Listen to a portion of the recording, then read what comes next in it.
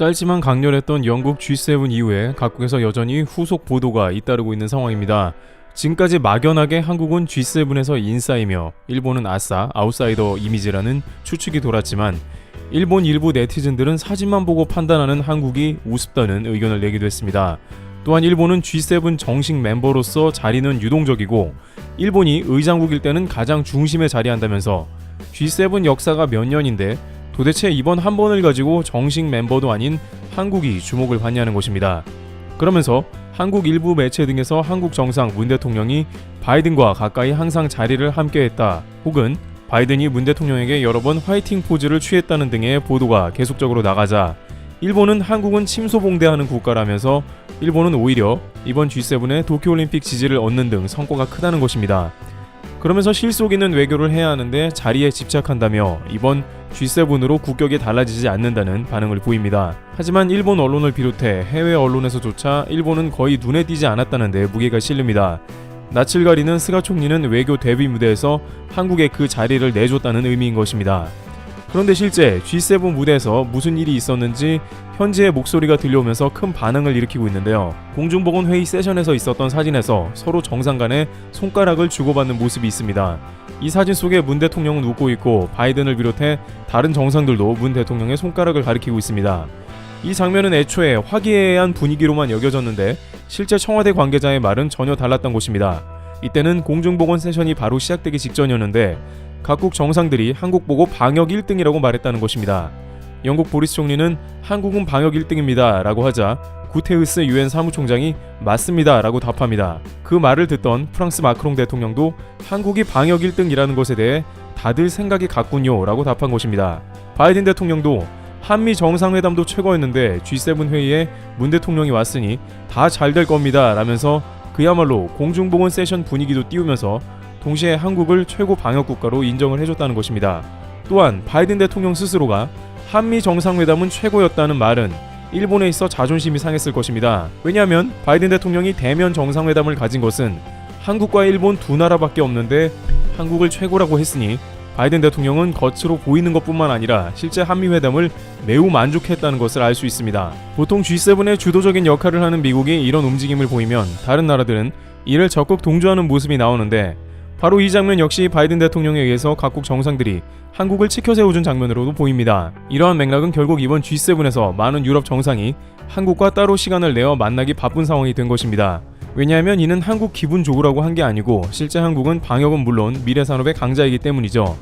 유럽 정상들은 어느 때보다 한국의 바이오 산업과 반도체 등 한국의 중요한 위치를 인식하고 있었으며 문 대통령과 각국 정상이 만날 때마다 관련 대화를 이어가면서 자국 협력을 강하게 추진했던 것입니다. 미국이 한국과 주도적으로 파트너십을 맺으니 서방사회에서는 저절로 따라오는 국면이 된 것입니다.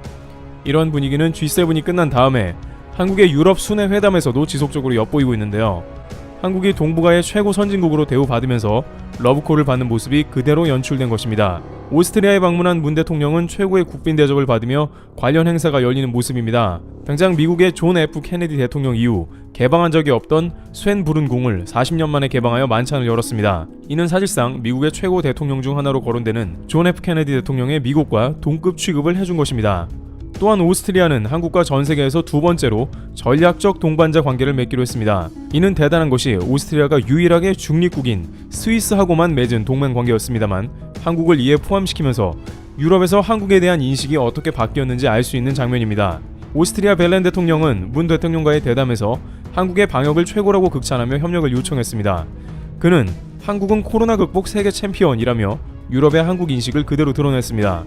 그러면서도 한국의 바이오 산업과 오스트리아의 기술 협력이 매우 필요하다고 강조했습니다. 오스트리아 교민들도 한국 대통령을 맞으면서 유독 눈에 띄게 환호하는 모습이 등장했는데요. 현지 교민들에 따르면 코로나 사태 이후 아시아인으로 갖은 차별과 시선 때문에 매우 힘든 것이 사실이라고 전하면서 이럴 때 한국의 국격과 대통령이 국빈 대접을 받으며 입국하는 것이 정말 큰 힘이 된다고 강조했습니다. 일각에서는 국빈 방문이 종종 있는 일이 아니냐고 합니다만 한국, 오스트리아 수교 130년 이후 처음 있는 국빈 방문입니다. 또한 오스트리아만 유독 그러는 것이 아니고 그 다음 행선지인 스페인에서도 똑같이 최고의 국빈 대우를 받습니다. 이처럼 유럽에서 한국을 어떻게 인식하는지 느껴지며 한국과 반드시 잘해보자는 기조가 뚜렷하다는 것입니다. 따라서 바이든 대통령의 한국 우대는 결국 유럽에도 자연스럽게 영향을 끼쳤으며 G7까지 연결된 것입니다. 바로 그때 저 맞은편에서는 스가 총리가 이런 이야기를 모두 듣고 앉아 있었으니 심정이 참담했을 것으로 보입니다. 게다가 일본은 방역에 실패해 다들 모두 꺼려하는 도쿄올림픽 지지를 구애하는 입장이었습니다. 또한 올림픽이 한 달밖에 남지 않았어도 각국 정상들은 거의 올림픽에 대한 이야기는 꺼내지 않았습니다. 보통 이런 경우 올림픽에 대한 기대감으로 이야기꽃을 피워야 하지만 코로나로 외면받는 것입니다. 하지만 일각에서는 아무리 그래도 미국과 일본 관계가 그렇게 좋다면서 일본이 수차례 강조했는데 바이든 대통령은 스가 총리와 멀어 보이며 미일 동맹도 오히려 트럼프 때보다 약화된 것 같다는 말이 나오는데요. 심지어 바이든 대통령이 문 대통령에 비해서 너무 스가를 냉대하는 게 아니냐는 의견도 나왔습니다. 그런데 미국의 이러한 일본 냉대 혹은 스가 총리의 G7 소외는 당연하다는 정황이 포착된 것입니다. 바로 미국은 주요 G7 정상회의를 계기로 한국, 미국, 일본 정상회담을 열고자 했으나 일본의 반대로 성사되지 않았다고 마이니치 신문이 보도한 것입니다. 결국 일본은 미국의 제안을 강하게 거부했던 것으로 나온 것입니다. 보도에 따르면 북한 문제나 중국 견제에서 한미일 협력을 중시한 미국은 G7 무대를 활용해 3국 정상회담을 실현하는 것에 의욕을 보였으나 한국에 대한 일본의 입장이 강경한 것으로 판단했으며 결국 미국이 포기했다고 일본 정부 관계자가 밝혔습니다. 일본이 미국 말을 사실상 무시해버린 것인데요. 한국은 바이든 행정부가 이런 뜻을 피력하자 애초에 스가 총리와 약식 면담이라도 추진한 것으로 보입니다. 물론 한국 입장에서도 일본과 거북한 관계입니다만 한국은 미국을 존중해서 이런 회담을 마련하고자 했습니다. 따라서 한국은 양국 간 신의에 따라 G7 회담을 요청했지만 일본은 거부했고 미국의 제안도 동시에 거부했습니다. 하지만 바이든 대통령은 이번 일로 인해서 일본에 훨씬 더 거리를 둘 수 있다는 의견도 제기되고 있습니다. 과거 바이든 대통령은 오바마 시절 부통령을 지내며 아베 총리의 신사참배를 하지 말아달라고 부탁했습니다. 아베는 예스라고 대답하고 며칠 있다가 신사참배를 하며 뒤통수를 쳤습니다. 이런 게 누적이 되는 것입니다. 벌써 2번이나 바이든 대통령의 말을 대놓고 일본이 무시하면서 크게 신뢰를 훼손한 것입니다. 그럼에도 불구하고 한국에서는 대승적 차원에서 다시 한번 도쿄올림픽 정상회담을 추진한 걸로 보입니다.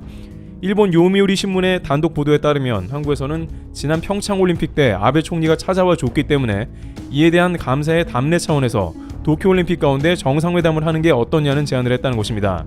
요미우리는 일본 정부가 이에 대해 고민하고 있지만 수용하는 방향이라고 보도했습니다. 그런데 잠시 뒤에 역시 가토 일본 관방장관이 등장해 한국 측에 그런 제안은 없었다고 강력 부인했습니다. 가토 장관은 도쿄올림픽 한일 정상회담에 대해서 요미우리 보도와 같은 그런 사실이 없기 때문에 질문에 대해 답하는 것을 삼가겠다고 말했습니다. 그러면서 느닷없이 독도 영유권을 주장하는데요. 가토 장관은 다케시마는 역사적 사실에 비춰봐도 국제법상으로도 명백한 일본 고유의 영토라며 독도 영유권 주장을 되풀이했습니다. 이는 금주 한국의 독도 방어훈련이 열리기 때문일 것입니다. 결국 일본은 스스로 매몰되는 외교를 보이는 것입니다. 결국 미국은 동맹을 위해 애쓰는 한국을 보며 감사를 전할 것이고 일본에는 등을 돌릴 수밖에 없는 것입니다. 일각에서는 일본이 국제 무대에서조차 도태될 수 있으며 G7 정상들도 일본의 염증을 느낄 수 있다고 전합니다. 반면 한국은 사실상 G8 대우를 받으며 앞으로 G7 정상들이 한국 편입을 강력히 추진할 것으로 관측됩니다. 트래블튜브였습니다. 감사합니다.